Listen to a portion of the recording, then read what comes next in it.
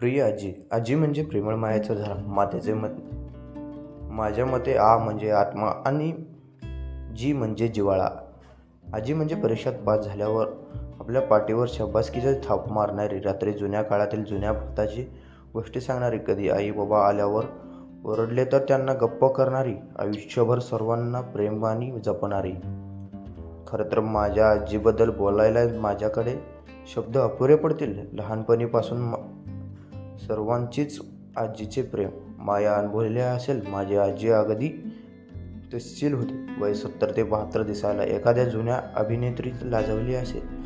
थोडी जाड आणि अगदी दुधासारखी गोरी गोमटी. त्यात कपाळावर मोठी लाल टिकली लावायची, जी तिच्या सुंदर चेहऱ्यावर खूप शोभायची. मी नेहमी तिला मस्करी म्हणायचे, आजी तुझा रंग देना गं मला. मग ती हसायची. माझ्या आईने आणि तिची नात कधी सासू सुनेसारखं नव्हतं, अगदी आई मुलीप्रमाणेच. आजी साधी सरळ भोळी बाबडी, कधी कोणाच्या वाकड्यात न शिरणारी अशी होती. शिकवली नसल्याने ती व्यवहार ज्ञानात नव्हती, पण पैसे मात्र तिला मोजता येत होते. आम्ही भावंडे आतही तिच्या मांडीवर डोके टाकायचो. मग ती केसावरून मायाची हात फिरवायची व गालाची पापी घ्यायची. आजीच्या मांडीवर डोके ठेवायचे सर्वांनाच आवडते, मग लहान असो की मोठे. तिने कधीच तिच्या मुलावर धाक ठेवला नाही व कधी एका शब्दाने त्यांना त्या ओरडली नसेल. इतका शांत स्वभाव जणू काय. तिने नेहमी सर्वांना भरभरून प्रेम दिले, पण बदलत्या कधीच त्याची अपेक्षा केली नाही. असं म्हणतात ना, एक इच्छा पूर्ण करणारी विहीर असते, ज्यात आपण 1 रुपया टाकला की कोणतीही इच्छा पूर्ण होती. अगदी तशीच अस्सल सोनं जे या जगात शोधूनही सापडणार नाही. मी तर अभिमानाने म्हणेन, माझ्या आजीसारखी या जगात कोणीच आजी नसेल. भांडण म्हणजे काय असते हे तिला माहीतच नसेल. तिलाही आम्हाला सर्वांना खूप लळा होता. ते आम्हाला सोडून कोणाकडे राहतही नसे. वाईट याचं गोष्टीचं वाटतं, मागच्या वर्षी जून महिन्यात कोरोनामुळे ती आम्हाला सर्वांना सोडून गेली, जे आमच्यासाठी खूप अपेक्षित होते. असं म्हणतात, शेवटी देवाला प्रिय असणारी माझे या जगातून लवकर जातात.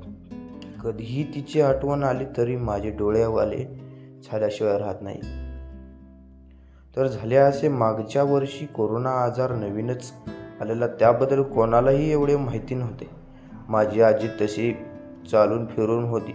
सध्या दुखाचे त्रास होता आणि कोरोनामुळे तर घराच्या बाहेर जाणे पण टाळले होते. दुर्दैवाने तेव्हा कोरोना लसीही आली नव्हती, त्यामुळे मनात भीती होती. पण असं म्हणतात ना, होनी को होनी टाल सकता है.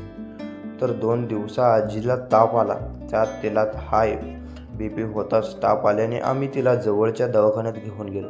तेव्हा कोरोनामुळे डॉक्टर व्यवस्थित चेक न करता फक्त गोळ्या दिल्या. पण आजीने जेवण सोडल्याने गोळ्याही तिला पचल्या नाहीत व तब्येत आणखीच खालवली. तिला कमजोरी आल्याने सलाईन चढवण्यासाठी आम्ही फॅमिली डॉक्टर घेऊन गेलो, पण कोरोनामुळे त्यांनीही सलाईन चढवली नाही, फक्त इंजेक्शन व गोळ्या देऊन घरी पाठवले.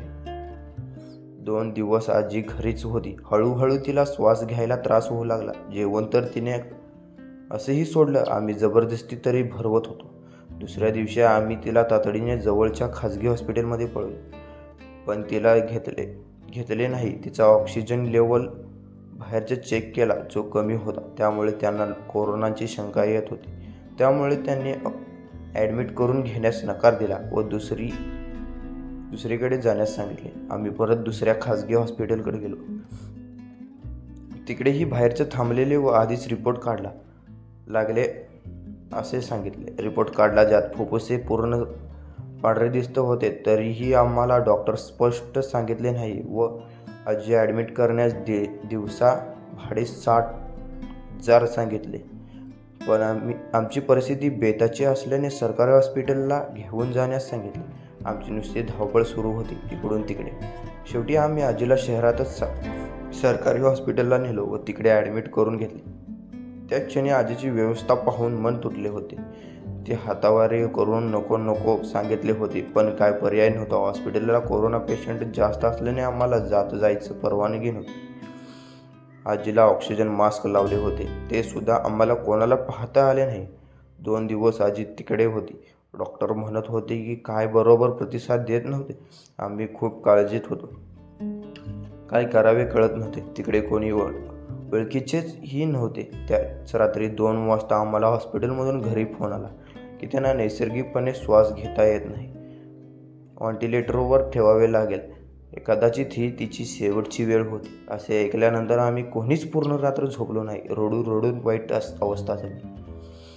शेवटी दुसऱ्या दिवशी दुपारी 12च्या सुमारास फोन आला की आजी आम्हाला सोडून गेली व इथे आमच्या अश्रूंचा वान फुटला.